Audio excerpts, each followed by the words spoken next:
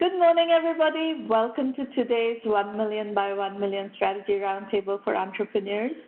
1M by 1M, as you know, is the first and only global virtual accelerator in the world. Our mission is to help 1 million entrepreneurs reach $1 million and beyond in annual revenue, build $1 trillion in global GDP and 10 million jobs. We've been doing these roundtables in support of our mission for a long time. 478 sessions, including today's. We've had over 150,000 people participate in these sessions. We started all this as an experiment back in 2008. You know, I started writing my blog in 2005, and ours were the first few technology blogs out there at the time. I was friends with a journalist, quite a well-known journalist at the time, called Om Malik. He doesn't seem to write very much anymore, but Om discovered blogs, and he announced to me that, Shramana, you're very opinionated, so you should start writing a blog. So I said, okay, what is a blog? Tell me. And then that's how my blog started. And then I kept getting, because I wrote a lot about entrepreneurship, I kept getting requests from entrepreneurs for advice. And I used to do, after doing 3 startups as founder CEO, I was doing consulting at the time, but I used to charge a lot for my consulting. And I used to work, as a result, for people who could afford my fees. But I really love startups, so I wanted to do something for startups. And we started experimenting with these online roundtables back in 2008, fall of 2008. That's when we did the first of these roundtables. And then in 2010, we launched 1 million by 1 million and formalized the program into a full acceleration program and so forth. So it's been a long journey. We've had the privilege of working with many of you over the years. The event is being recorded, every single recording of all our roundtables, public roundtables. We also have private roundtables as part of the acceleration program, the premium program. But these are all, the free ones are all available on YouTube, on our channel, 1M1M Roundtable. So go look them up. Right now, everybody has a lot of time. It's a good time to learn. You know, first-time entrepreneur's journey is a tremendous learning curve. You have no choice but to try to learn the mechanics of how to put one foot before the other in a systematic way. Otherwise, you're just going to run out of runway. And at the moment, given what is going on in the macro environment, runway is incredibly precious. You have to preserve your runway. You have to conserve cash. You have to do only the things that matter and the things that can get you somewhere. You don't have the luxury of futzing around. If you futz around, you're going to go out of business. So please try to learn what you need to do, what you should do under these circumstances, under any circumstance, so that you can preserve your runway. If you like tweeting the show today, use hashtag 1M1M. Our 2 Twitter channels are 1M by 1M at Romana. You can definitely access lots of great content through those. These are the call-in instructions. This is a roundtable, not a broadcast. We want you to participate as much as you wish to. So make a note of these numbers. We're not quite ready for call-in yet, but we will be later on in the program. We have scheduled programming first. Our session today begins with a conversation with Shruti Gandhi, general partner of Array Ventures, and she calls herself the founding engineer. That's an interesting way for a venture capitalist to label herself. So I'm very curious to hear what you're doing, Shruti. Thank you for coming today and welcome to the show. Thank you so much for having me. And I just have to applaud that, you know, doing something for 21 days is a lot of work, but doing something for 400 plus weeks is a tremendous effort. And this is amazing what you're doing. Thank you. So tell us about Array Ventures. Tell us a bit about your background, and let's get acquainted. Yeah, sure. So my quick background is I was an engineer for a decade, and then started a company for a couple years, and then switched into venture about 8 or 9 years ago. And speaking of I was at True Ventures before I spun out Array about 4.5 years ago. So definitely, I could imagine talking to you. And then Array is founding engineer because Array was formed under the belief that engineers with great vision and ideas sometimes lack the ability to, engineer their way into fundraising and also customer development, go-to-market. So we decided to start a firm focused on enterprise investing in technical founders and engineers and helping them think about go-to-market and building big businesses. Yeah. You must know about the work of Engineering Capital. I'm friends with Ashmeet Sudana, who has some of those same principles, doing deep tech, funding engineers who are capable of doing really deep tech, but may not have quite the business savvy and the slickness of being able to sell and fundraise and all of that. And you take all that into account because they are capable, take in stride because they're capable of doing really deep technology work. So yes, your thesis is something that we understand very well. In fact, in our community, we work with a tremendous number of very good engineers and teach them how to market, how to sell, how to position, all the things that they've never done before, all the business school stuff. They've not gone to business. I didn't go to business school. I did my first company as a grad student at MIT. I was a PhD student, and at some point I took my master's and left to do my first company full time, and then I kept doing companies as founder CEO. I didn't have time to go to business school, and frankly, I don't know what I would have learned that I haven't learned by going to business school.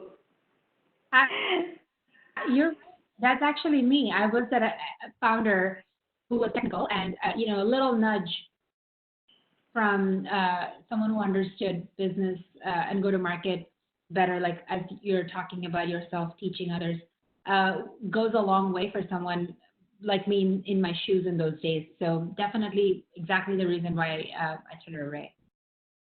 So tell us a bit about Array. How big is the fund? What stage are you focusing on? What kinds of companies are you looking to invest in? Yeah, so we're now in our second fund. We have about 42 companies in our portfolio. We do about $500,000 to $1 million checks. And we've invested basically in companies that, technical founders who we help with go-to-market, but also focused on solving problems using data, machine learning, and in every industry, basically. We have companies in, health to fintech to productivity to, selling to CIOs and across the spectrum. So that's what we do, and we like being the first check in the company typically. So there's a lot of names to those rounds now, so I want to avoid using those names, but I want to just say like a first round that the companies are raising their money in, so and we like to be part of that. Let me probe a little bit. So if I understood you correctly, you are doing enterprise-facing companies only, deep tech enterprise-facing company with an data, machine learning, AI focus, and across the business sectors that these enterprises are in. Now, and you want to be the first check. What do you need to see in a company for you to want to write that first check? What needs to be already there by way of proof point? Very good question, and I think it's pretty ambiguous and blurry for a lot of people, so it's good to clarify. The thing we look for generally, and I just wrote a term sheet yesterday, so can talk about just exactly that example. The founders are seasoned, meaning they're operators. If they're not repeat founders, it's usually either one or the other. Our belief is that you can solve enterprise problems by being in an enterprise for a few years. So usually the founders are at a company, large or small. They have experience of about average of 4 to 7 years, if not more. And what they are experiencing is agitation. We call it the agitated workforce. What they are experiencing is this agitation around the pain point that they're facing in their work, that they just can't get funding to solve for, or something of that effect, or they're just thinking about it enough outside of their job that they feel like someone should solve that problem. Oftentimes, they're now talking to their friends over chat or something, and they're saying, hey, do you think this problem exists for you? And their friends are saying, yeah, actually, if you build it, I'll buy it. And so that's where they get their conviction to go leave their jobs and their current from the current employers, and then spin out as a company. At that point, they have about 2 or 3 friends that have helped them build that conviction to leave their jobs, and that's about it. The build and buy decision is basically for down the road. So that's when Array comes in and says, let us help you figure out if these friends basically are going to be really buying down the road. So these are kind of verbal LOIs, if you will, for these founders. So we talk to those, but then we also have a community of really seasoned entrepreneurs and founders in our network as LPs and so forth that help with thinking through what we call the second wave of customers. So if 2 or 3 of your friends buy your product, do you think we as Array can help you think about the 4th, 5th, and 10th customer? And that is how we think about investing in a company. So it's a longer answer to your question, but the way we think about it is to summarize is to, have a few friends who might buy your product. And when I say buy, not one seat for $5, more like a, 40, 50, 60K or more deal. And then us being able to think through and help you think through, or at least and connect you with the second wave of customer. But you don't need them to actually finish the product. No, I don't. We invested in one of our companies, Productive.com. They barely had a deck. Okay, so you want customer validation, pain point validation from their network. Then you want to take that concept and shop it around in your relevant network around that same idea. And then if all that checks out, you're okay with writing a check for the product to be built. We believe the founders that are technical can build the product, especially if they've been at a company. We can pretty confidently, especially with my technical background and the conversations we have with the founders, verify that they can build something, right? But that is not enough to build a company. That may be enough to build a product or a feature. And so for us to think through if this can be a big company, these are some of the things we do. Yes. Yeah. Okay. And you said you've invested in about 42 companies across 2 funds. Could you talk a bit about the fund sizes that you're operating with? We started out, usually our funds, we don't really talk about our fund size, but our check sizes are $500 to $1 million first check. Why don't you talk about the fund size? Because they we have a network that is different. Usually there is a fund, and then we have a lot of added SPVs we do in the deal in addition to our core fund size. So our fund size can vary depending on how you look at it. But the fund itself, core fund itself can write like $500,000 to $1 million check, which we do. But then we end up writing millions more after that, depending on our ability to kind of convince our LPs to do more checks. Okay, whatever. We tend to not get pushbacks on the fund sizes because it's a standard model. And this SPV also comes up all the time, that people layer on SPVs on top of their regular funds. So I'm a little bit surprised that you have reservations about talking about fund size. Well, whatever. I guess the reason I'm asking you this question is for the follow-on question. So, as you know, the ecosystem for early stage financing has changed quite a lot. In the early days of the internet, we used to do seed financing, we used to do Series A, and there wasn't a lot of other variations in between. Now we have pre-seed, seed, post-seed, pre-Series A, small Series A, large Series A. There's this whole spectrum of things. And then the other parallel trend that we have been tracking very carefully, and the reason we're tracking this so carefully is because we are not only interested in companies that are going to become unicorns, which is going to be a very few from, of the entire pool of entrepreneurs.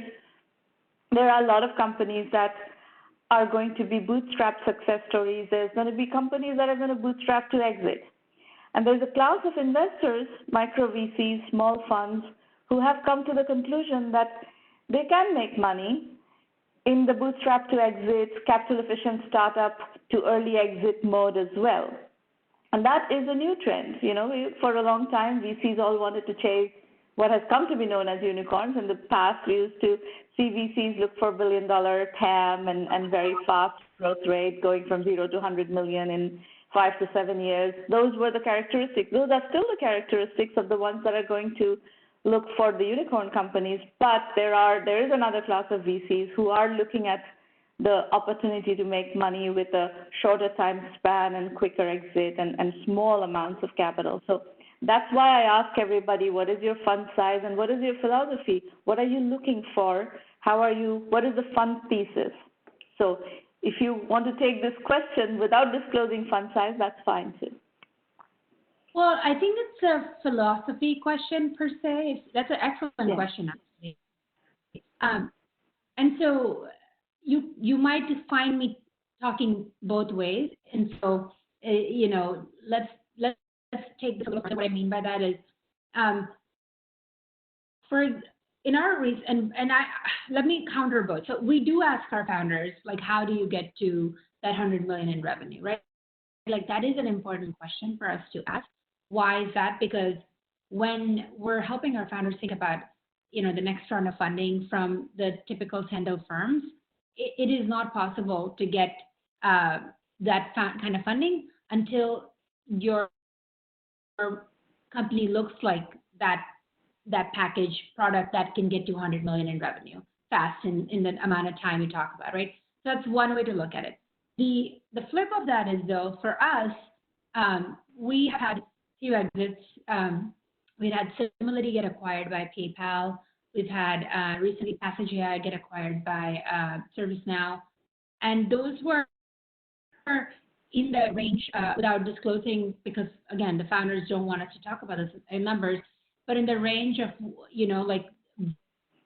very, average, we talk about 10x, right? And so if that is the case, for a small fund, that's 3 to 10x is a great number. So math really works out, to your point. For us, because we've returned a good portion of our first fund based on that. So we are, the reason we don't talk about our fund size is because of LP reasons, nothing else. But we are a smaller fund, a Schmidt style fund, engineering capital style fund, where those kinds of numbers really matter to us, and those smaller exits are great for us in terms of returning the capital. But it's But the reason I say it's a philosophy question is often when you start a company and you're thinking about just, I think it was going to be like a $15 million. It's never aspirational enough. And that could be like your ceiling in some ways. And so if you think about like 100 million, maybe you can, start building the company to at least have a 50 million kind of exit, which I feel is often what happens. You build a big picture company, and then you figure out the market is too crowded or something like that, and then you say, if I raise another round of funding, will I price myself out of a acquisition conversation? And that is when the acquisition happens, which is, great. We definitely want to support our founders that go that route. And I believe that if you, as a founder, feel that you can't take the company further, then you should definitely exit. Right? That is how we think about exits. But we're not, just sitting out here saying, let's just go invest in companies that are just going to be 10, 15 million outcome right now. Yeah.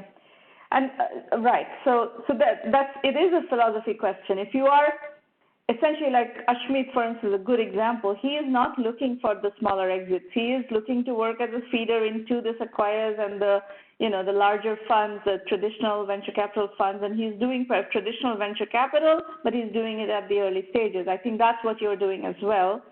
If an exit happens and it needs to happen at a smaller price, quicker, that's fine, but that's not what you're aiming for. There are firms right now that are aiming for the capital efficient because, the much larger number of exits happen at the sub 50 million range. And it's a lot easier, a lot faster to do those exits from a deal point of view. Corp Dev is much more equipped to do smaller exits than these huge, 500 million, 300 million, $1 billion exits. So there are investors who are looking at that opportunity and specifically strategizing and controlling the amount of money that goes into a company to be able to not price themselves out of the valuation range. So I got it. That was my question, is what is your philosophy and where are you going? So another question is on geography. You are based in New York? I'm based in San Francisco. You're based in San Francisco, okay. So what is your geography? For what I invest in, you mean? Yeah, where do deals need to be located for you to be interested in investing in them? Agnostic. We have companies across, I would say, we're investing across the United States. So we have companies, in Philadelphia, Texas, San Diego, and a lot in Bay Area, obviously. Mm-hmm. But we also have a different, it's been a newer trend right now, but we've actually have over half of our portfolio companies have offices in, subsidiaries in countries like India and Israel. Since we do a lot of deep tech like security, cloud infrastructure, a lot of these founders also have relationships back from those kind of countries where we're open to that model. Our belief is, again, you can build a tech team there, and then the other founders with more sales experience can be more co-located with where the customers are. So that, I guess, but there's still United States tie, which is pretty heavy for us. But anywhere in the United States is okay for us. Okay, very good. Let's talk about some of your portfolio companies that are a good representative for the way you think about investment. So give us maybe a couple of examples and take us through the thought process of when you found them, when did you choose why did you choose to invest in them? What was special about them, and why are you excited about these companies? I think I just talked about this before. Good example of us believing that there are a ton of microservices that have come up over the last, decade.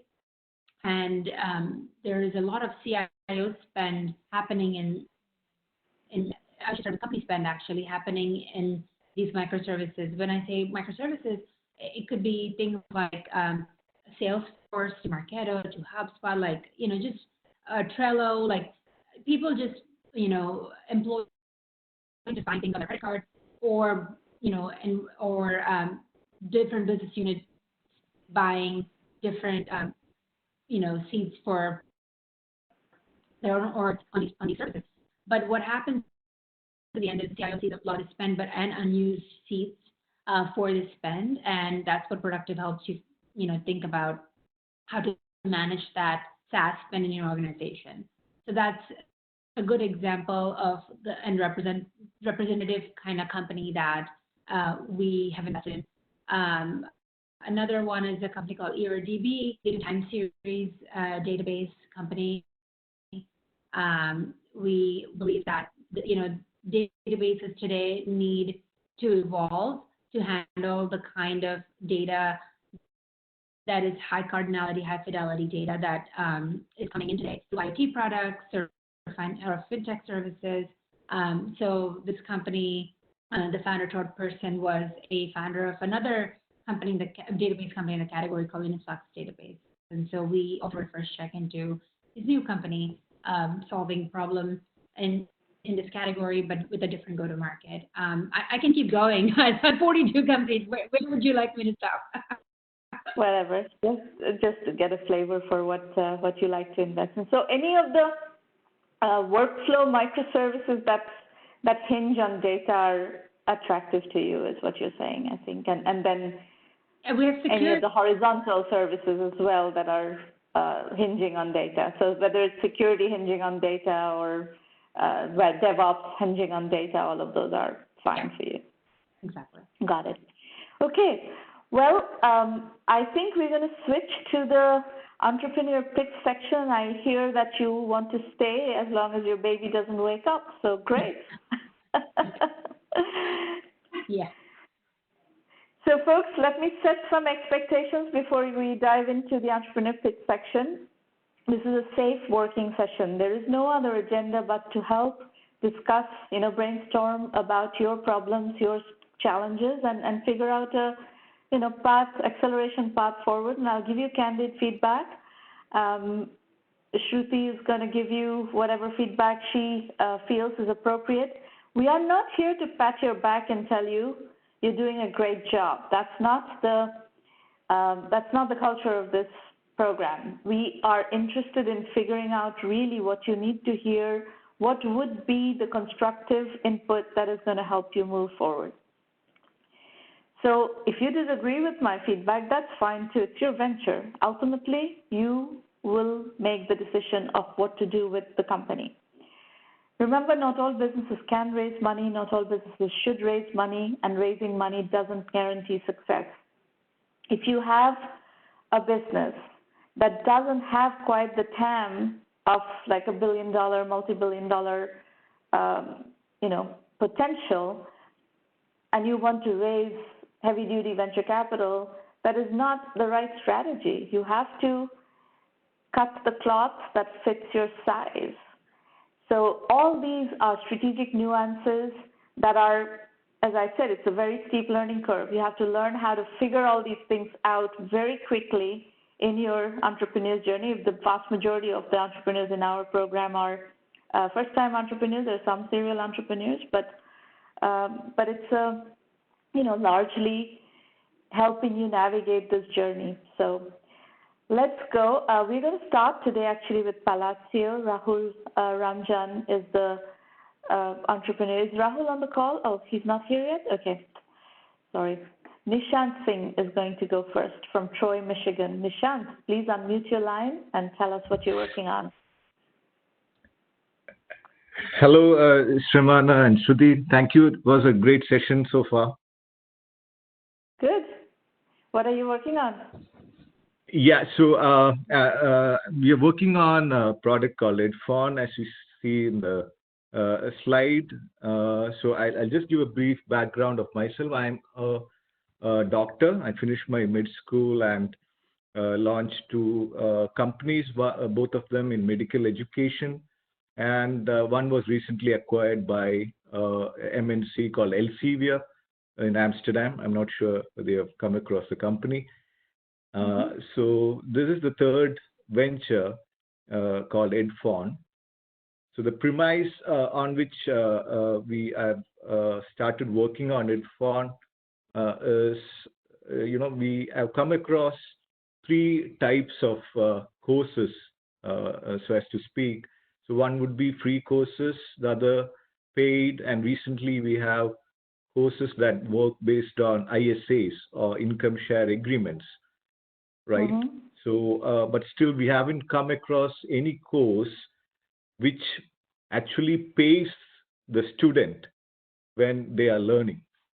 So that is the context in which we have started Edfone. So the tagline is pretty short. It's earn when you learn. right? So again, the reason, the problem we are trying to solve is basically the broad engagement gap, which is pretty well known, both online and offline. Though the enrollment rates have gone up much higher than earlier, the completion rates are not very encouraging. Some of them are less than 10%. So when we thought about this problem, how we can drive the learners to complete the courses they have enrolled in, how do we incentivize them? So we came across few models which use points or badges, as part of gamification or as part of regular self-learning to motivate the learners. But then we thought, more than those rewards, if we can issue something like a financial incentive, it would be much more meaningful for the learner to complete each of their learning goals or milestones. So that's basically the premise on which we have built Edfone. So if there are, if I wasn't clear enough, I'm open to questions right now. Do you have a presentation of your business? I think presentation of the slide.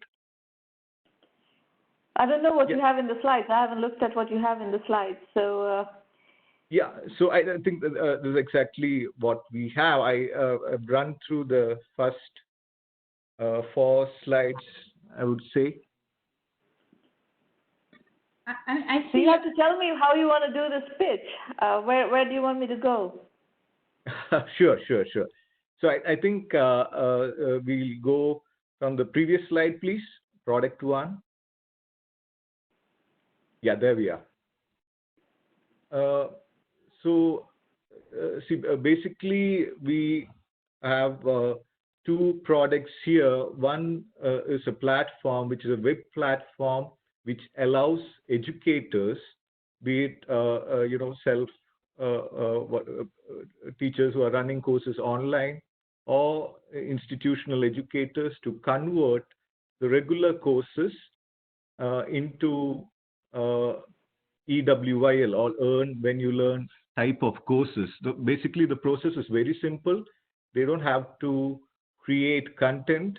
Whatever the topics are in the courses, they just need to align them into milestones.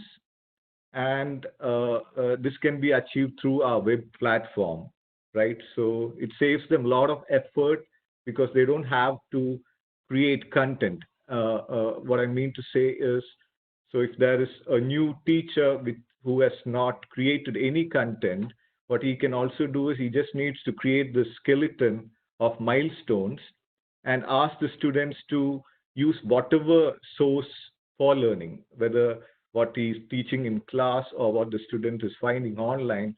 That can be left to the student's preference. The students get these milestones, and how they submit it back for the financial incentives is through the product 2. Can you please move to the next slide? Yeah, so here, product 2, what we offer is for the learners or students, apps wherein they get to see the goals, and also they get to track the earnings they make after completing each goal, right? So how they complete each goal is again through the app. After reading any or learning any topic, they have to submit a note snippet. The note snippet is Nishanth, just a second. Let me try to help you explain this a little bit. Who is the target customer for this? Who is the starting point? Whom are you going to go sell this to? Correct. So we have looking at B2C model, wherein we are already experimenting with the course we have the basic framework or the syllabi of the course, which has been converted into milestones, and it is open to the students. They can enroll into that program by paying a very nominal fee and complete each of the milestones. And based on the cohort, whoever... So right now you're not selling product one, you're just trying to create your own course by federating the content development through students. Yeah, actually there are two things here, Shramana. We are bootstrapped right now. So product one also we recently sold to a university. So they are using it to convert their university syllabus into these milestones. So we could close that deal and raise some money there. But going on, the plan is to create our own courses with corresponding milestones and B2C. These are two different businesses. If you're trying to sell to universities and have universities create courses by tapping into their student body, that's a very different business than selling a B2C, a bunch of B2C courses. Those are two very different businesses. Which one do you want to be in? I don't think you should try to do both. Totally agree. So as I mentioned, the B2B model is not where we see ourselves in the long run. We're just trying to do that as a service and raise enough capital for the B2C model. So did you tell your investors that? If I were your investor, I would be furious if you told me that. We have not approached any investors so far. But you said you've already raised money. No, we haven't raised any money. We closed the deal with the university, and that payment is what I mentioned. I see. So it's a paid. You've sold this platform to a university that has paid you for that as a customer, not as an investor. Exactly. That's the university paid us as a B2B enterprise customer. Yeah. As a B2B enterprise customer. So I have to say, to me, that seems like a much better business than what you're trying to do with B2C. What do you say, Shruti? I agree. I only invest in B2B companies, so I generally think that that's a good way to go, especially if a customer can validate, like a university is validating your business. I would stay focused, but I still don't really understand your business all the way to give you proper feedback. I want to understand the kind of courses you're going for, the demographics. Are you going for like adults, kids? What content? There's a lot I don't know to give you this kind of advice. Yeah. So Nishanth, I would say a couple of things here. Okay. Your strategy would be very different if you go B2B or B2 versus B2C. So that's the first decision you need to make. I don't have a lot of time to spend with you, further on this. I'm happy to do that if you decide to work with 1Mby1M and help you think through all of this. Sure. But the first decision you need to make is B2B versus B2C. And my instinct, if you do B2C, then you have to figure out what is the target audience. If you do B2B, you have to decide on what is the target audience in terms of demographics, in terms of what courses, what types of courses, etc. There's like a million decisions you're going to have to make to position this company. Right now, the company is not positioned. That is why we are having so much difficulty understanding what your business is. So in any case, that's where I'm going to leave you. And, depending on how much time we have after I've gone through the other pitches, we can come back to you and have more of a discussion. But these market sizes are irrelevant. The only kind of market size discussion that makes sense is if you can do a bottom-up TAM analysis. And unless you position the company, you will not be able to do any bottom-up TAM analysis, which is going to have any relevance, really. So try to position the company, try to make some decisions that lets you focus on very specific where you're going, what kind of company you want to build, and then you do the TAM analysis based on those decisions. Okay? Sure. Yeah. I'll just add one thing. I like the tagline of earn what you learn. But if with the first thought that goes around when you position something like this, like, what is your margin? How are you making money? And those the thoughts around the model, the business model, financial model, to kind of sustain you as a company. That's why we're kind of having a hard time understanding B2B or B2C, because then you start thinking about it from that fashion. And Nishanth, you're asking to raise money already. This company is not in a fundable state right now. Unless you answer these questions and present a clear picture of what kind of a business are you going to build, this company is not fundable. Yep, okay? I understand. You have a bit of work to do, quite a bit of work to do before you can go out to raise money. Sure. Yeah, I agree. Yeah. Thank you, Sarmana. Thank you, Shruti. Great day. You're very welcome. All right, Doug, you're up next. Aggrigator. Great. Thank you very much. It's been enjoyable listening to the conversations, Sarmana and Shruti. Thank you for the time today. So I want to introduce my company, Aggrigator. If we can jump to the next slide. So we are based in Watsonville, California. We actually started off in Palo Alto, but moved down to Watsonville to be a little bit closer to our farmers.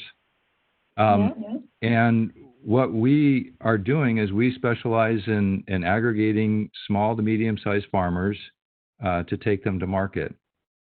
Now, what we see out there is, according to the USDA, about 75% of the ag land in the United States is small to medium-sized farmers. But less than half of the revenue goes to small to medium-sized farmers. So they're basically not being used very effectively in growing food for the nation. And if we jump to the next slide. So at the same time, we see that there has been a huge demand for local produce. Again, according to the USDA, 87% of the customers, when they go to the store, are looking for local produce, which outpaces everything. I think organics is like fourth on the list in terms of what customers are looking for. And so, customers want local produce. Small to medium-sized farmers are not making the revenue that they can or that they should be able to. And so we're trying to make that connection so that we can bring small to medium-sized farmers into the game. Doug, I have a question on the assumptions you're presenting here.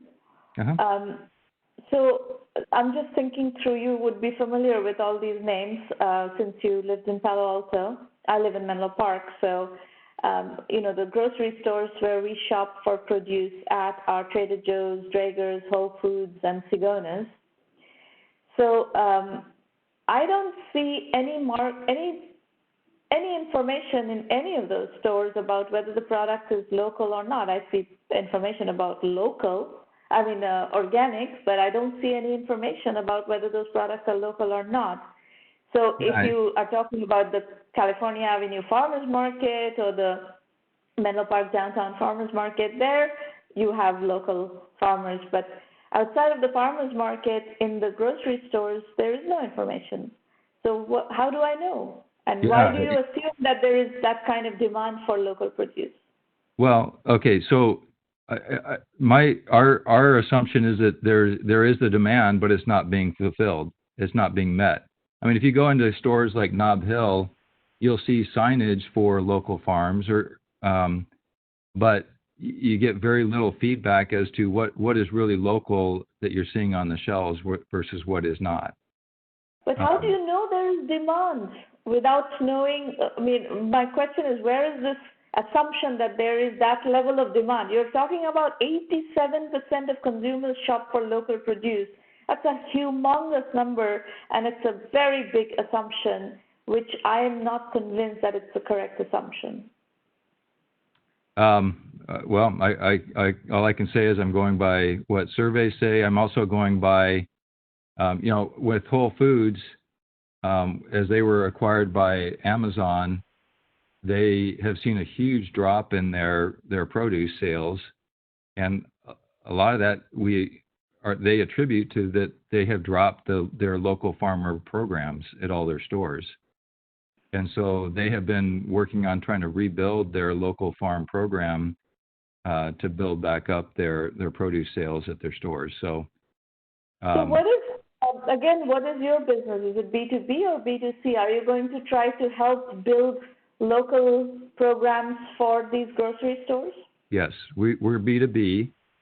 Okay. And so we want to go in. We go into places like Whole Foods and say we would like to build your local farmer program as a white glove service for you, using our tech platform to do that. Okay. And so let's go into, in the interest of time, let's go into that. How are you going to do that? How are you going to build that program? So we have built a network so far of 300 small farmers. Mm-hmm. We've captured their information from them, like their crop plans, what they've planted, when they plan on harvesting it. And we've started to work with them now also to synchronize those crop plans so that we can build a consistent volume so that we can go to a store like a Whole Foods and we can say, we can deliver 20 pallets of broccoli to you a week from our small farmer network.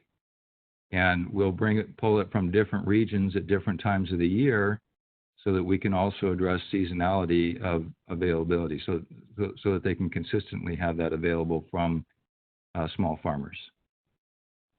And what validation do you have have you checked with any of the grocery stores who are willing to use this platform, and what have you learned?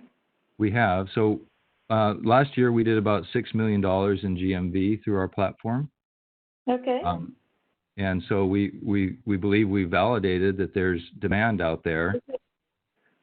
And how many customers does that represent, that $6 million in GMV? About 250 different customers.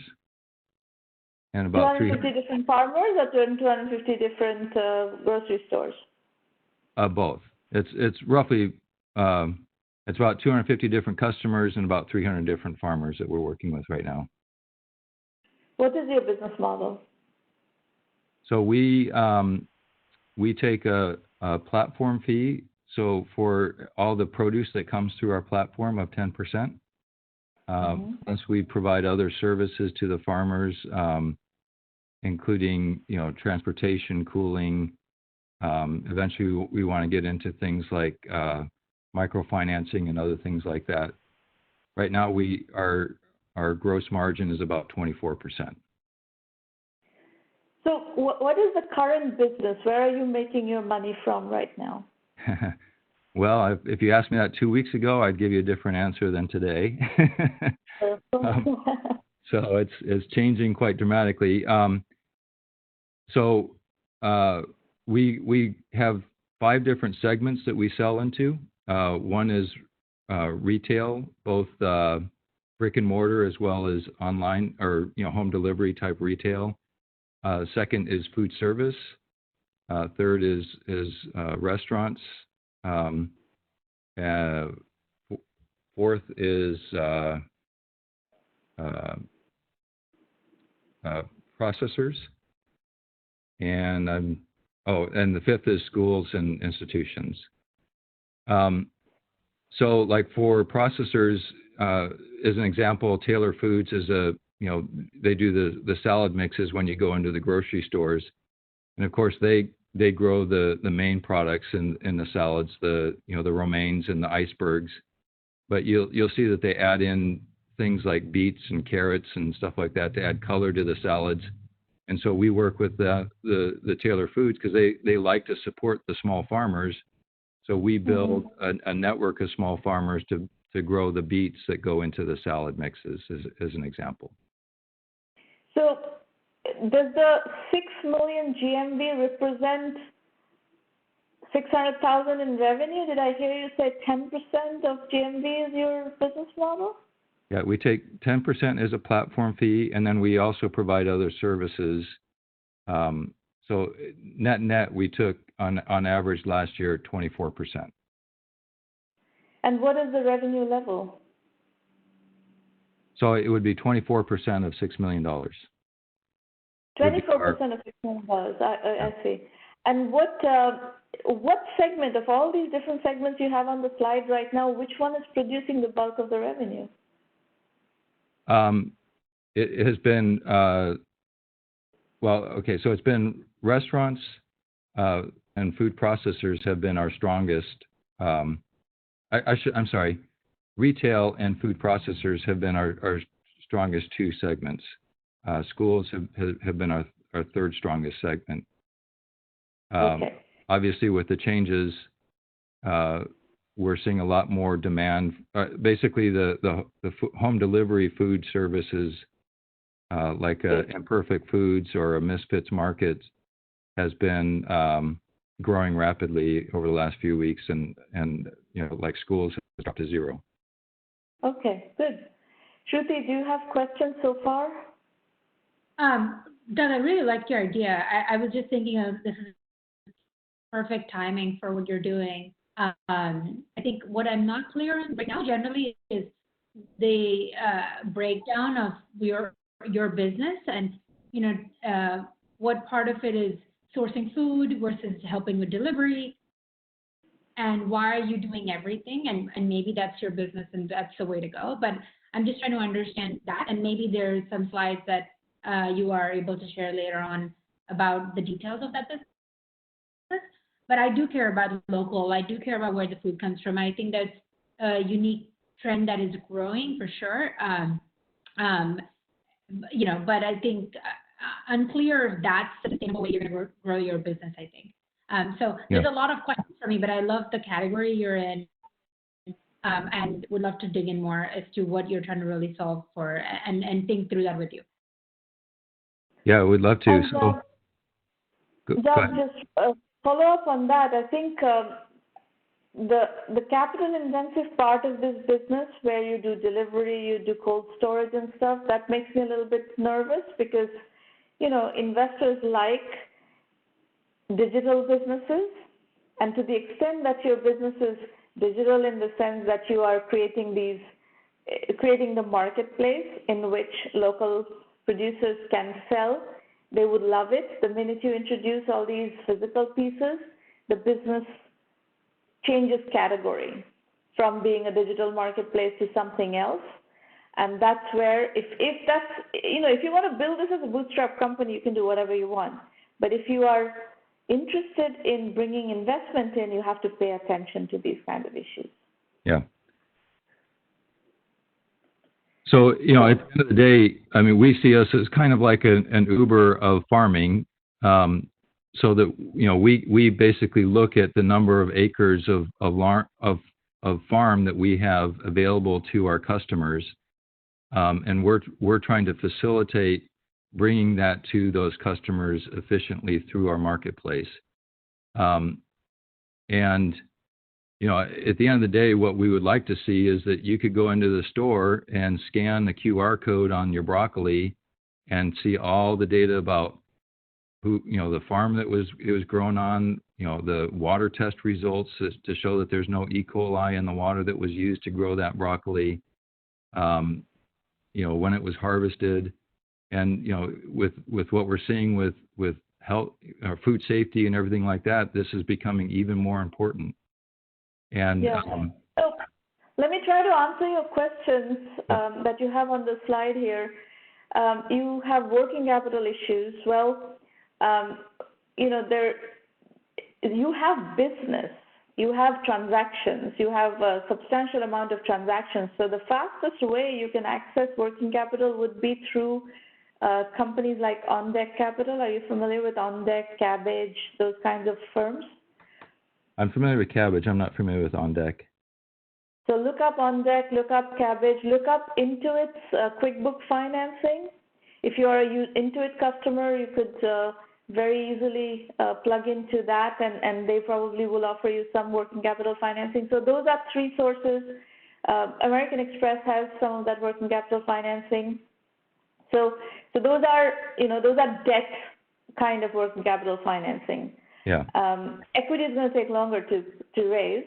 There are firms that are, actually last week we had a food sector focused venture fund as our guest in the program. So there are firms that are focusing on this sector and have specific knowledge as well as specific interest in the sector. And then there are more enterprise focused firms that may also be interested in your venture. There are firms that are interested in marketplaces. We have talked to a lot of firms in our network who are interested in supporting marketplaces. So there is an equity finance possibility here as well. There are some things that you're going to need to tighten up, and what story you tell to investors will depend on what you want to go after. So that's something that we have to work on if you decide to go that route.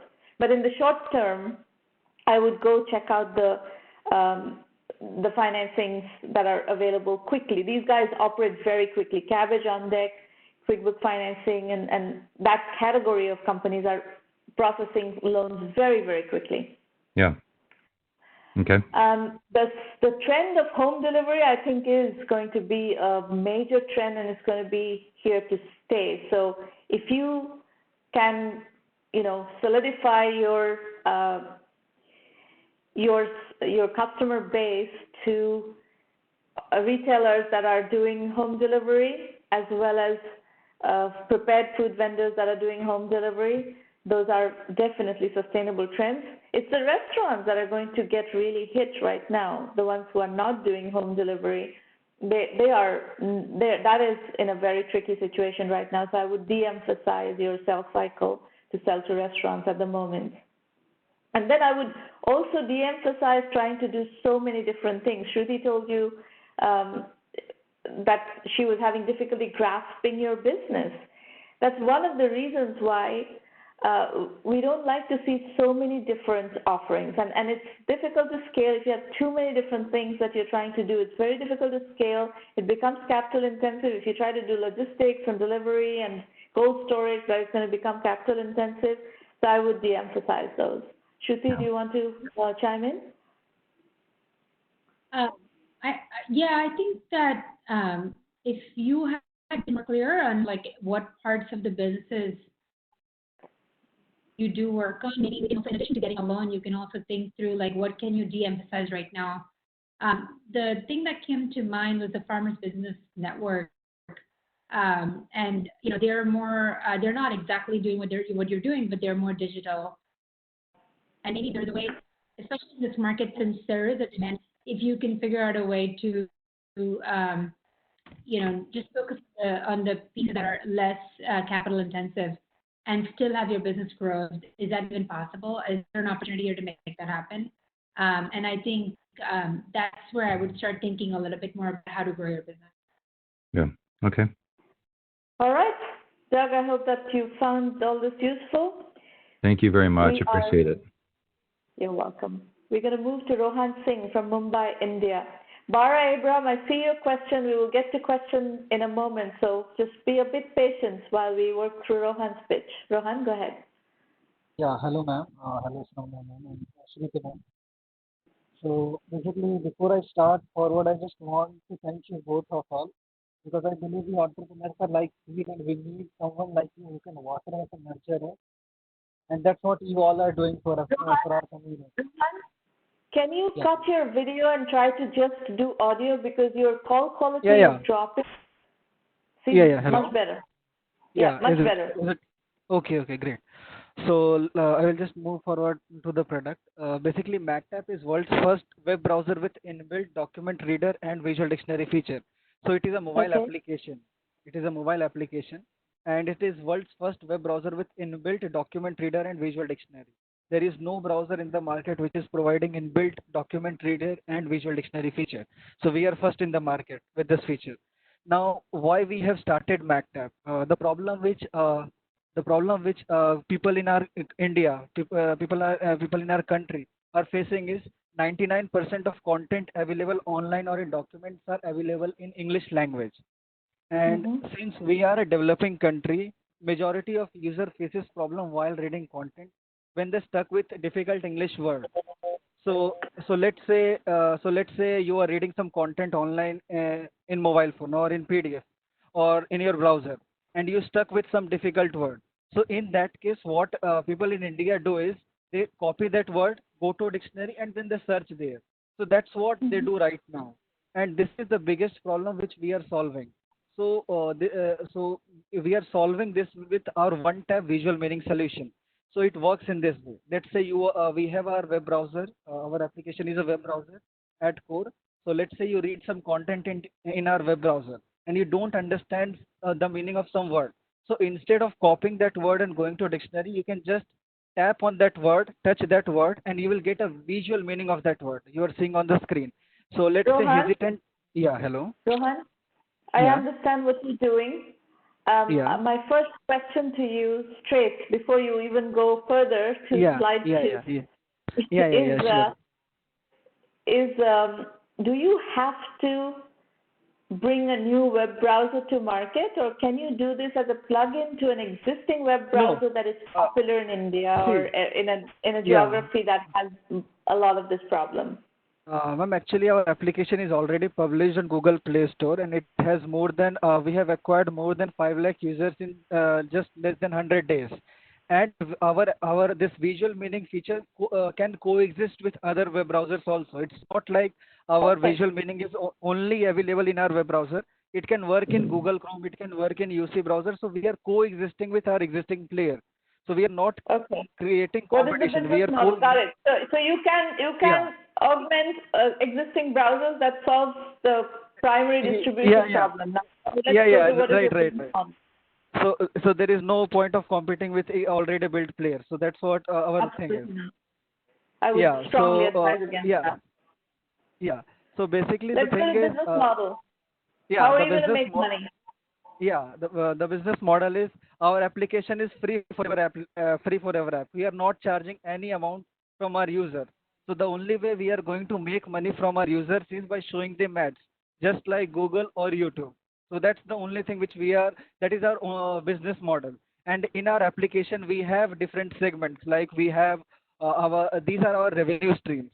So since users are using our application, they will be using our app for browsing. They will be reading documents, they will be searching words in our application.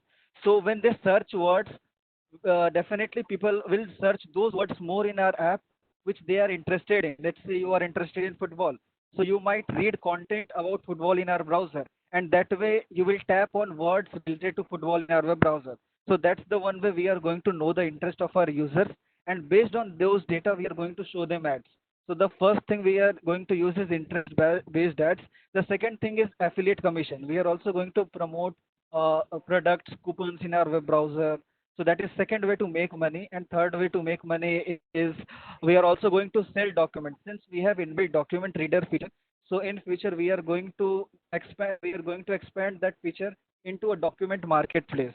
So we are going to make money through commissions, and we are also going to make money through sponsored content. Like we can sponsor contents of any of the advertiser who wants.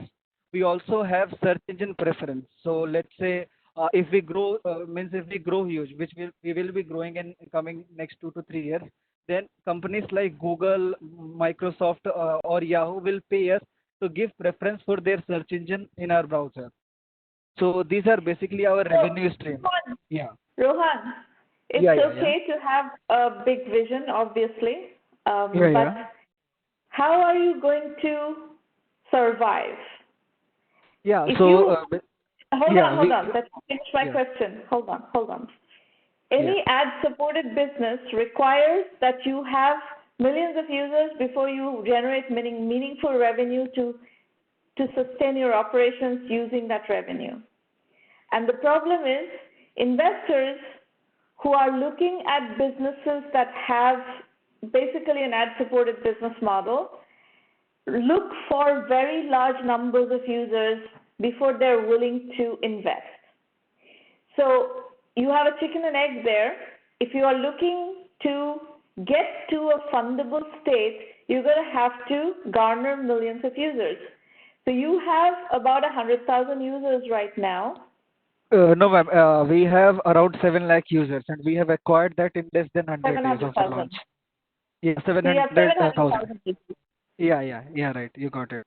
So basically, Okay. if you just means we have already launched our application is 4 months old app, and Yeah. basically with our current analytics, we are a product market fit. In just last 20 days, we have received more than 57 million events. Means 57 million activities have been conducted in our Engagement. application. Yeah, Engagement. yeah, Okay. engagement. So So, based on all these data, we are a product market fit, and we have so yeah. what is, hang on. What is have you tried to monetize this 700,000 users?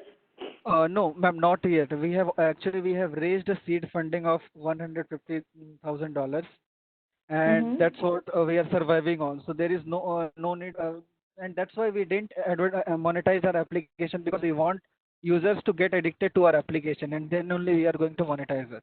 That's our Why plan. are users not going to get addicted to your application if you start advertising? What is No, the ma'am, problem? the problem. What is the gating item? If you have 700,000 users, what is the gating item to start monetizing that 700,000 user base? Yeah, the thing is, if we start monetizing 700,000 users right now, it won't means the amount of revenue which we will be earning from those 700,000 users won't be sufficient to run our operations. So what we That are is not the believing, point. That is yeah, not the yeah, point. The point is yeah. that for an investor to Mm-hmm. evaluate your business, it's going to be a lot easier if you Yeah, can show the level of monetization and the path to monetization, because it's not obvious to me. You're gonna put this on the browser, put this plugin on the browser. The browser already has all this content, and Google is already advertising there and monetizing there, and so how does this fit in? And what is the advertising unit? What does it require? Do you plug into an ad network? Ad network feeds you advertising. Ad network takes commissions of that advertising revenue. What are the economics? What are the unit economics of your business is something that I would like to understand before I'm willing to write a big check. Shruti, do you yeah, have yeah, a comment? Hang on. yeah. I have answers to all those questions which you have asked. So based on our business model, based on our current projections, what we have calculated is we are going to make $5 per user every month, annually. So that's what we have calculated based on all our revenue streams. That is the least amount which we are going to earn, or which we are going to earn from a user per year, and we are aiming. But those are assumptions, Rohan. Those are assumptions. You're going to need No, to validate those assumptions yeah, and yeah. show that you can do that. Yeah, actually, those assumptions are made on what is already being done in market. It is based on how Google is making, how Twitter is making all the free apps. It is based on this number is based on how all the other free apps are making money in the market. If you just see how much Google is making money from per user, it goes around $50 per year, and we are just doing a very less amount. So that's why, based on our all monetizations method, we are going to make $5 per user per Not only annual. that, you are a fraction of Google's service. You don't have the real estate. The issue here that's bothering me about the pitch is that what is the ad real estate that you have? I'm going to let Shruti comment just a second. Go ahead, Shruti. I know this is not what you invest in normally, but I think, Rohan, the disconnect here is a little bit, the markets are different. And to Shramana's point, if you are trying to raise money, that link between you showing that you as a business can make money. I mean, I understand Google makes money, but there are different scales than what you're doing right now anyway. So if you can just show that you can turn on this monetization and make money, and the money makes sense, meaning the cost you spend to acquire the customer and your margins are beyond that kind of math makes sense, then this is appealing, right? So that is, and I know Yeah, you have a lot of answers and there's not enough we can cover here, but I think in order for you to show that you've raised some money, and if you want to take it to the next step and you have this traction, can you turn on that monetization that you're talking about as a business model? yeah, Yeah. Yeah, So that would, we can definitely turn yeah, we can definitely turn that monetization method in coming few months. We are planning to do that. That is the thing. We are planning to So that's start why I monetization. think that is my number one feedback to you is do not get into this habit of building user bases and finishing all your seed capital by building a user base without showing a path to monetization, because that way you will not be able to raise your next round. Yeah, that sounds. Okay? That's my number one feedback to you. All right, we are going to move to Rahul Ranjan. Rahul is actually a premium member of the 1 Million by 1 Million program. I know his business. Rahul will summarize his business for you. The company is Palacio. Rahul, go ahead.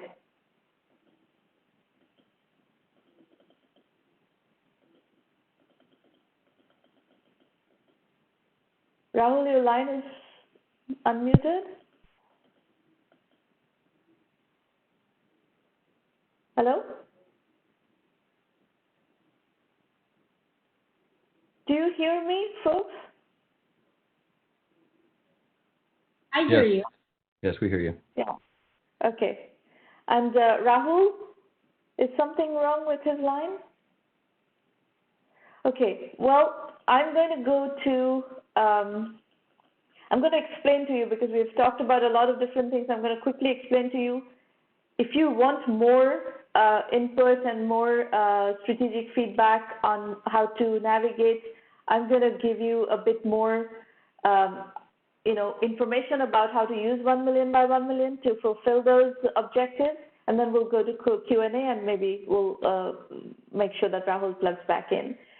If you like what we're doing here, please refer 1 million by 1 million to serious entrepreneurs, and the word serious is in bold. It's a lot of work to build a company, and you're going to need to sign up for many years of very, very hard work and lots of sacrifices. So that's something that is my ask from you is if you like what we're doing, please let other people know about it, other entrepreneurs. All the resources from 1 million by 1 million are at 1Mby1M.com. You can read the free blog series. It's a terrific amount of interesting, enriching information. You'll learn a lot from just reading the blog series. I know a lot of people who have, built their strategies with just by following the blog for years and years and years. And this blog has been around since 2005. So it's a very well-regarded blog. You'll learn a lot from that. The Entrepreneur Journeys book series is available on Amazon. It's 12 volumes of case study-based books, clicking down on different topics. You can start your learning there too.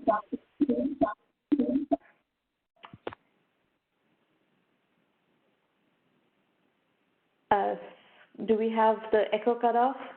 Yes, good. These free roundtables happen every week. This is the 478th session. As I said, over 150,000 people have attended. You can also participate in the full acceleration program. If you want to continue dialoguing with me on your strategy, you should join the premium program. And if you want access to our network of investors and whatever business development network, contacts and so forth, the best way to work with us is through the premium program. And we have extensive methodology guidance. We have a full curriculum, digital curriculum. You can access it from anywhere you want. We help you with strategy consulting. We help you with financing, that is introductions to our very comprehensive network of investors, and we help you with media relations.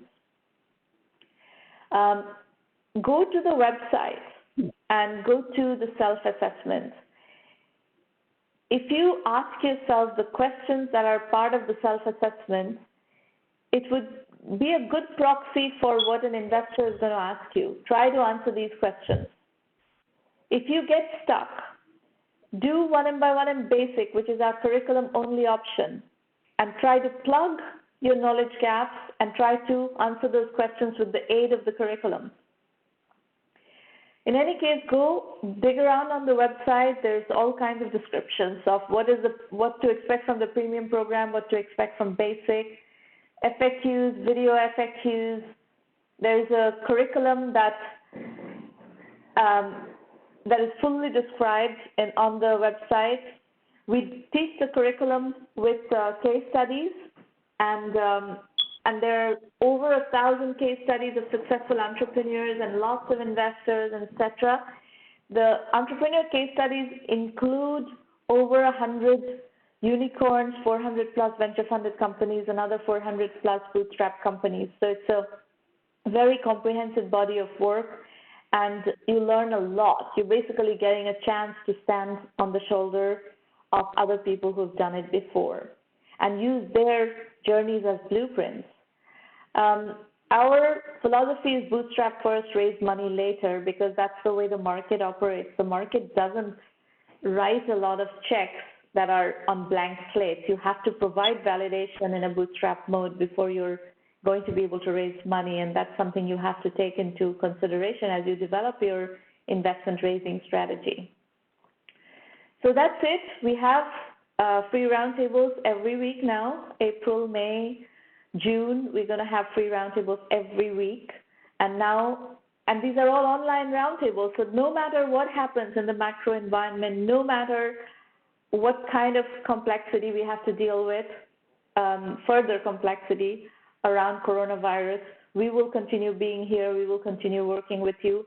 And our premium program is ongoing. There are lots of roundtables happening in the premium program where you can continue discussing your strategy and fine-tuning your strategy and getting further. We are actually taking our companies out for financing also. I have a company right now that is about to start its funding round based on our network. I'm going to introduce this company to 25 investors shortly. So we're not stopping, and I recommend that you don't stop, you don't freeze. You have to keep going. To keep your business alive and running, you're going to have to keep going. So I also do online rendezvous on LinkedIn Live, Facebook, and Twitter on Tuesday mornings at 8 a.m. Pacific time. So you could also catch me there. So all these are virtual touch points, and they are ongoing. So please, by all means, use them. We can go to Q&A now. We have about 13 minutes of Q&A. So if you want to ask questions, you're very welcome to do that. The instructions are here. Let me actually look at some of the questions that have already started coming up here. Let me see. Bara Abraham is asking, I would like to ask, as I live in a third world country with a lacking online payments mindset, how can I target an abroad market and start lean in Europe or the US, for example, since step 0 of sitting down with people and validating the problem? Bara, I have no way of answering this question without specifics of what kind of a business are you trying to build.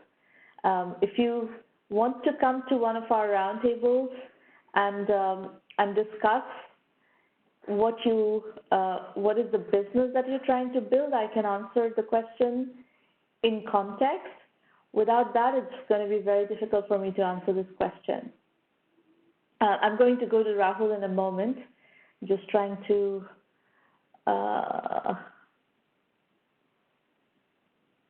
Rahul, are you on the call? Yes, I'm here. All right, Rahul, could you please summarize what you're doing and then go straight to your question? I'm Rahul.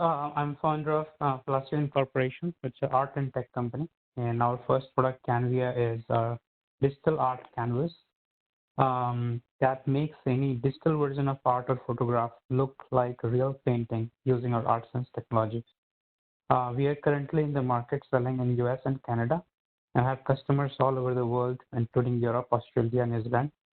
We are currently expanding into B2B and creating marketplace for digital art. And what did you want to discuss with me today, Rahul? Of course, the current economic situation. So basically, when I talked to you last time, since then I've been working to refine everything and get more data points on B2B side. Because my entire model actually was Yes, not model, but basically the argument was I have done consumer so far and developed the product, which is great reviews. We are selling in the market. We are expanding to Europe. Everything is normal, right? So for this, I don't need money. I already did this and it's done.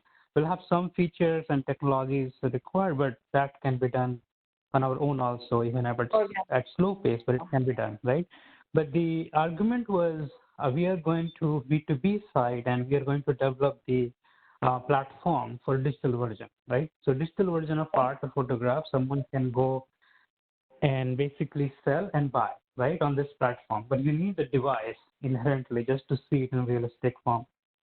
But after this crash happened, the first market which was hit was hospitality, and hit so hard that they are facing their survival question itself. Now, and that was one of your big markets. And that was my pitch, and everything was looking great. I mean, we had like pilot programs in hotels, and we were going for senior care. I was just collecting more data and just fine tuning everything before like going big time on investment pitches. I did try, I think 3-4 times, and it really went well. Everywhere I had like great reviews and say, hey, this is good, this makes sense. I mean, you have already done what you have done, and now you're moving to this like B2B and platform creation. Now, but after all this has happened, I think the basis of the entire argument is gone. And so I think apart from facing other issues that normally art market faces, I think this will also have some impact, because I can also see the sales number declining in the last 2 weeks. I think before this all started, till 2 weeks back, I think we had pretty healthy sales. It wasn't very, very high, but it's okay because we're just startup, and even if we were able to sell 1 unit a day, that wasn't bad actually, right? It's pretty good actually. So now I think I'm reassessing everything and have, I think, couple of models or to try out. But yeah, I mean, I just wanted to sync up with you what exactly are there any suggestions and what we can do. I'm of course not trying in B2B right now, but because no one will talk to me. B2B into hospitality is not going to work right now. That is absolutely clear that B2B into hospitality is not going to work. And investment raising that hinges upon selling to the hospitality, selling B2B to the hospitality industry will also not work. Those two options have to be, you have to put that kind of on hold and figure out a different strategy in the short term. And also people are not buying a lot of non-essentials. People are very kind of hunkered down and focused on buying only the essentials at the moment. So psychologically people are afraid and all that. So it is a very tricky situation. How much runway do you have cash-wise and all that? I mean, there's there's nothing like there's a survival question is not the issue actually. So survival is not under question, and this I never planned this way. So whether I get money or not money, we may not scale, but we will survive for sure. So basically, I think my first input, Rahul, to you is that number one is that we have to survive. So, and timeline-wise, this is something that I would like to discuss a little bit for everybody's benefit. Is what kind of timeline do we need to plan for right now? So let's kind of think through what are the assumptions. We are probably going to be in lockdown, and this I'm talking globally. There are all these nonsensical ideas about opening up by Easter someday and going to church and blah, blah, blah. But I think, practically speaking, we are probably looking at a lockdown until the end of April, possibly mid-May, and could be even end of May. So we're talking about a couple of months of shutdown, lockdown, which would give us the chance to flatten the curve. And in that time, there are two medical things that are being tested right now. One is the test kits are coming into the market in very large numbers at the moment. A lot of labs are starting to ramp up. A lot of different test kit technologies are coming into the market. So that's good news, because testing needs to happen to be able to figure out who should be quarantined. And right now, people are just out there, and without knowing that they may be infected. And then the second thing is this: there are some promises on or promising developments on the drug side. This malaria drug, chloroquine, hydrochloroquine. This one is showing some promise as being a good, treatment drug. So these are all developments that are in the air, and hopefully in the next couple of months, 3 months, these things are going to start becoming part of the solution. Vaccine is not going to be part of the solution for another 9 to 12 months. There are vaccines in the labs, but it will have to go through clinical trial, and that process is going to take 9 to 12 months. So until next spring, I don't think we have a vaccine in the market. So this is the timeline. We are going to go through a very tough 1 year. We're going to go through a really tough 3 months for sure. What will happen in the summer? We don't know yet, but there is a chance that the summer may be a little bit better and things are going to start, finding a bit more steadiness, stability. There's another risk, which is the fall may be another acceleration point for the virus, and in the fall we still don't have the vaccine yet. So if the fall becomes a tricky situation without a vaccine, we are again back into scrambling mode. So, we have a tough 1 year period ahead of us. So if you have, Rahul, your situation is tricky because I think the hospitality industry is going to not come back in the next 1 year. I think the hospitality industry is going to be in deep trouble, survival, existential trouble for the next year. So raising money on the hospitality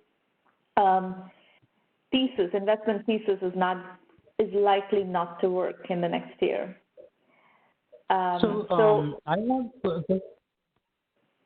have a question following. So I agree and I understand, and that's why basically I took a couple of weeks just to think through everything, brainstorm in my mind. And basically, hotel's not going to go away from my radar, but it's basically I just have to change the strategy for the time being. The one model which I think there are a couple of models which I have been brainstorming actually. I think one is where we give away we work with artists and make them our sales channel. So basically, no matter what the situation is, they still survive in some way or other way. Of course, everyone goes down quite a bit, which is obvious. Art market always takes the hit, and artists take the hit. But there will be few people always who will be able to sell something. If we give them to sell something more, basically whatever dollar margin that I give to channels, I give to them. Basically, so this is something that we already have a lot of artists on platform, and we sent this email I think last year in December, January timeframe, December-January timeframe, couple of months back. We sent 50 emails and 30 to 35 of them said yes, they are interested. I think to basically put this ad banner kind of thing on their portfolio website and say if you buy Canvia through us, then you get this much discount or whatever. Basically, if they get discount or not discount is one thing, but they will get the margin actually. So along with selling their own art portfolio, they will be selling Canvia also, and they get margin out of it, right? And we can also package in a way where they only sell their artwork through Canvia. So right now it's like a Kindle model, right? But instead of that, the free stuff is always free, no problem. But the premium stuff is just stuffed with their artwork, nothing else. That can also be one option. And we kind of tried this and we had good response, but we didn't go further, because it takes time and effort. You can do only one thing. This is more like innovating on the channel marketing itself rather than going onto the B2B and hotel side. So when I had to decide between these two, I went for B2B because that was relatively easier and because the content margin and all those things are much better in hotel and senior care segment. So I chose that. But then after going through all this, I thought maybe let me think through. And I read a lot about how artists go through this kind of recession, right? We had seen 2-3 recessions in the past 20 years. So My thinking was, I mean, they have to do something, and if we give them one more tool, most of them will say, "Hey, let me try. I mean, what's wrong with it? I It's just worth have a to put one plugin on my conversation. It's website." totally worth a conversation. What you should do is do a webinar kind of discussion session, invite the artists to come to this for a brainstorming session and see if they're willing to do this and what are their thoughts, what are their concerns, and see if that, I mean, right now you have time. What you do have right now is time. Right. Yeah, that's good. Yeah, the time gives us like a lot of things also, like technically improving a lot of things that we are already doing. But yeah, this is we can try out. And this goes on and on. I mean, as many artists can join and they become the channel, and basically this is the tool also for them to sell more in some ways. I think that's the idea. So including more people and kind of, that's the one idea. And then one other one is using ad, but that's going to be hard because number of subscribers not very high actually at this point of time. So instead of the premium content that we offer right now at subscription, right? Yeah. We can just say, hey, if you allow ads over there, then the premium is free for you. So it just directly becomes whatever ad numbers we get, it goes to the artist rather than customers paying for the. How many pieces from one artist do you need for this to be for a consumer to buy your product? Not getting the question. So let's say you ask an artist to go sell your product with a subscription to all their pieces or a chunk of their pieces, only their work, right? Yeah. How many pieces does that artist need to have for this to be interesting? I mean, it's not going to be 2 pieces. You can't do something like a subscription like this on 2 pieces. You're going to need a critical mass of number of pieces. No, this is something that I need to flush out also. But basically, there is a worry for artists in general that premium side will have a lot of other artists also. So we thought about it and we said, hey, we can do only exclusive to them, right? Understood, but if you do exclusive, I understand. That's why I'm asking the question. If it's multiple artists, then you have a broad selection, and that's fine. But if it's one artist, if it's one unit for one artist, then what is the how many pieces from that one artist do you need for this to be attractive to the consumers? This is something up to the artist, but I believe they will be putting all their artworks. That is the value, right? No, but how many pieces does an artist need to have for this to be interesting for the consumer? It depends, right? So if let's say the artist is in the range of like selling the artwork in the range of 5,000 to 20,000. Then they can choose to just do 10 of them or 5 of them, right? Because of the value of the artworks that they sell. But if they are below like 1,000, they can publish stuff in everything that they have. The idea is for them to not give away the artworks, but it's kind of teasing the collector, say, hey, these are the artworks. You can browse through it. Whatever new comes, I'll send you over. And then you can have a look at it. If you want to have the real one, you can always buy it. So it's some sort of channel for them to directly send the artwork to the collector, and then collector decides, hey, this is new, and I want to basically buy this one. Then they can buy it. But the sample I think this is at a not much of it yet. I think this can be very interesting. How many of these? How many artists do you have direct relationship with that you can test this with? We have many, but I think for testing purposes, I would say I think we can definitely test. Send email and try out with at least 250 of them. 250? Yes. Okay.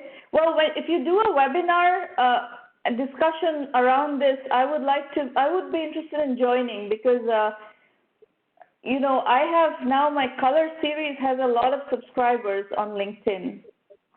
So, this is something that I could use to promote what you're trying to do, conceivably. Yes. So no, before doing, I think I'm doing brainstorming. So yes, doing is of course I'll include into everything. The before taking this step, because this is definitely a deviation from my B2B side or anything else that I was doing actually. So this will we have to test also with few artists. I have a like off the shelf web package model. Yeah. So web package model which is sent to artists. Yeah. The real issue that you have to test with these artists is whether they can market or not.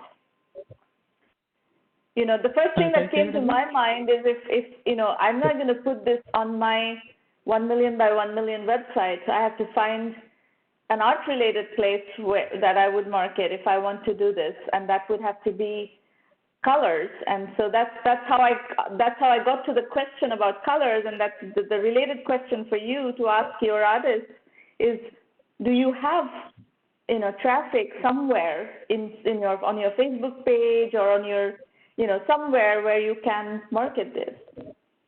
Yeah, so most of them, I think your case is different, Samna, but I think because you do two things also, right? You are artist and also basically do 1 million by 1 million. But I think like artists either have social media marketing or their portfolio link that they use to advertise about their artwork, and there should be some way for them to connect with their collectors and where they can sell, right? Either art fair or wherever they do. And if it's not online in digital format, then even if they do like one-on-one on art fairs, they can always promote this. There is a coupon code that we give to every artist, and if any sales they get through that coupon, that's counted and they get the commission back. This is that's the way we do the accounting. It's definitely worth testing. I think you're gonna have to probably put your B2B hospitality-facing sales plan on hold for a bit, potentially up to a year. You may have to put this on hold. But in the meantime, alternate models of selling, whichever, B2B, B2C, whichever, is fine. And in some cases, maybe these artists also have B2B relationships, right? So, I mean, who knows where they're selling and how they're selling. Each artist has figured out a different way of surviving as an artist and working as an artist. So I think it's very much worth testing this channel. This is a good idea. So one more thing that I was thinking is to add something of utility, even to the extent of doing Netflix and then Hulu and all these different apps. But I wasn't sure making it like a TV also is a good option. That's kind of makes it blurred actually what the device is for. If I had many resources, I would have definitely tried that. But I don't know. Or like adding ads. So, there is somebody I will introduce you to. His name is Vikrant Mathur. He is actually an alumni of the 1 million by 1 million program, and he runs a company called Future Today, and they do connected TV channels. You can discuss with Vikrant if there is a way to put art as a channel on connected TV, and that will give you access to the TV monitors to use as a place to showcase art. Okay? Yes. It can be discussed for sure. Yes. Okay. All right. We are way out of time. Rahul, we have a private roundtable Monday evening, so if we need to talk further, please come back. I'll do that. Yeah. Okay, folks, I see a few questions out there. I see some of you are trying to raise money and asking me questions about money. The best way for me to work with you is you bring your slide deck and come and pitch here so we can have a comprehensive discussion. I can't give you generic answers without understanding what is your business and what is your situation. So I'm happy to do it. We have tons and tons of roundtables coming up, April, May, June. Every week we have roundtables. Bring your project. I will work with you, and I'll do my best to give you feedback. Okay, thank you for coming today. Everybody be safe and keep working. See you soon. Bye.